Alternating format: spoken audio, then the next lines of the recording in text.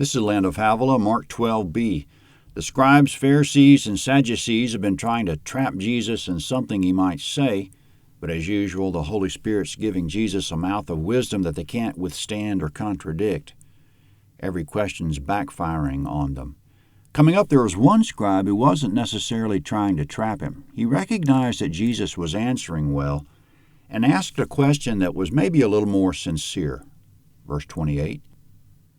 One of the scribes came and heard them questioning together. Knowing that he had answered them well, asked him, "Which commandment is the greatest of all?" Jesus answered, "The greatest is, Hear, O Israel, the Lord our God, the Lord is one. You shall love the Lord your God with all your heart, and with all your soul, and with all your mind, and with all your strength. This is the first commandment. The second is like this, you shall love your neighbor as yourself. There's no other commandment greater than these." The scribe said to him, "Truly, teacher, you've said well that he is one and there's no other but he. And to love him with all the heart and with all the understanding, with all the soul and with all the strength, and to love his neighbor as himself, is more important than all whole burnt offerings and sacrifices." When Jesus saw that he had answered wisely, he said to him, "You're not far from God's kingdom." No one dared ask him any question after that. Comment. In verse 28, the scribe asked, "What's the greatest commandment?" He meant of the 613 laws in Exodus through Deuteronomy that God gave through Moses, which was the most important. Moses didn't rank them. Jesus answered that number one was Deuteronomy 6, 4 and 5, which says, in effect, God is one. Love him with everything you have. There shouldn't be any divided loyalties because A, he's one God, not many gods, and B, he made the heavens and earth and all that's in them, Exodus 20:11. Therefore, there's no possibility there's any other God even remotely comparable to him. Israel shouldn't fear or serve any other gods, Deuteronomy 6:13 and 14, or even let the names of other gods proceed from their mouths, Exodus 23:13. The name he gave to himself at the burning bush was Yahweh, the God of Abraham, Isaac, and Jacob, Exodus 3:15, also translated the Lord, the God of Abraham, Isaac, and Jacob. If God is one, then who was Jesus? Jesus said, "I and the Father are one," John 10:30. And he said, "He who has seen me has seen the Father," John 14:9. John said in the opening of his gospel that Jesus was God. He was in the beginning. The world was made through him, and without him not anything was made that has been made. Isaiah prophesied that the coming Son would be mighty God and everlasting Father, chapter 9, verse 6. The voice from heaven said, "This is my beloved Son with whom I am well pleased," Mark 9:7.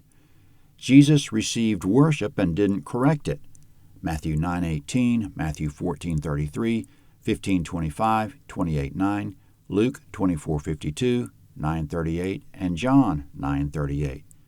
So, as soon as our mind plays tricks on us that the Father and Son are more than one, they meld back together into one again.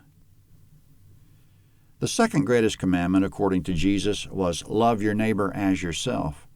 The scribe didn't ask which was the second greatest. Jesus threw that in for free. In Matthew's account, Jesus added a third thing for free, quote, "The whole law and the prophets depend on these two commandments," chapter 22, verse 40. If we're treating God right and men right, that pretty much covers it. In verses 32 and 33, the scribe wholeheartedly agreed with Jesus, made some confirming statements, and in verse 34, Jesus agreed with him. In verse 32, Jesus agreed that, quote, "There is none other but he," end quote. Certainly, according to men, there are many gods, but according to Jesus, there's one. There's none other but he. In verse 34, no one dared ask Jesus any more questions, but coming up, he had one for them. Verse 35. Jesus responded as he taught in the temple, "How is it that the scribes say that the Christ is the son of David? For David himself said in the Holy Spirit, 'The Lord said to my Lord, sit at my right hand until I make your enemies the footstool of your feet.' Therefore David himself calls him Lord. So how can he be his son?" Comment. Jesus asked them about Psalm 110, verse 1. It lost something in translation from Jesus' Hebrew to Mark's Greek to our English. The more literal translation of the Hebrew is, Yahweh says to my Lord, sit at my right hand until I make your enemies a footstool for your feet. Since, according to Jesus, the Lord in that verse is Christ, we can simplify it further by saying, Yahweh says to Christ, sit at my right hand until I make your enemies a footstool for your feet. Vengeance on Christ's enemies was beside the point. Jesus' point was that everyone knew, according to prophecy, that the Christ would be David's descendant, yet David called him Lord in Psalm 110, verse 1. Since when did anyone call his descendant Lord? It defies common sense, and it defies the fifth commandment. Children are supposed to honor their parents, not the other way around. Exodus 20, verse 12. No one could answer the question, and Jesus didn't answer it either, but he answered it later in Revelation 22:16. He said, I am the root and offspring of David. He was David's offspring because he descended from David, but he was David's root because he created David. So he was before and after David. He's the one, quote, who is and who was and who is to come, Revelation 1:8. The Christ, when he came, would be David's creator and David's descendant. The public was enjoying all this, verse 37. The common people heard him gladly. Comment, still in the temple, surrounded by the multitudes, Jesus had the gall to say, verse 38. In his teaching he said to them, beware of the scribes who like to walk in long robes and to get greetings in the marketplaces and the best seats in the synagogues and the best places at feasts, those who devour widows' houses, and for a pretense make long prayers. These will receive greater condemnation. Comment, he wasn't a fan of religion for show. In verse 28, beware of false ministers. Why would anyone choose to be a minister if he didn't believe? Why wouldn't he get another job? In verses 38 and 39, for the honor of it, the robes, the greetings, the best seats in the synagogue and at feasts. In verse 40, for the money, derived in part by devouring widows' houses.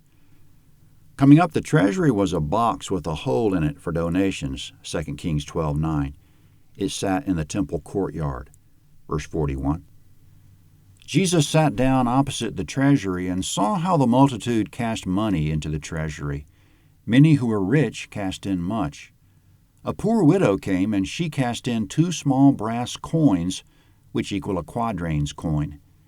He called his disciples to himself and said to them, most certainly I tell you, this poor widow gave more than all those who are giving into the treasury.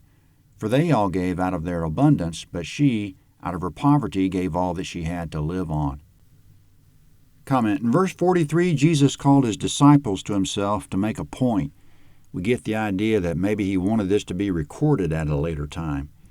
In verse 42, the widow put 2 brass coins in the box. Together they were equal to about 12 minutes' wages. In verse 44, Jesus knew it was all she had to live on. How did he know that? Peter said to Jesus, Lord, you know everything, John 21:17. The disciples said, we know that you know all things, John 16:30. Jesus said, I am he who searches the minds and hearts, Revelation 2:23.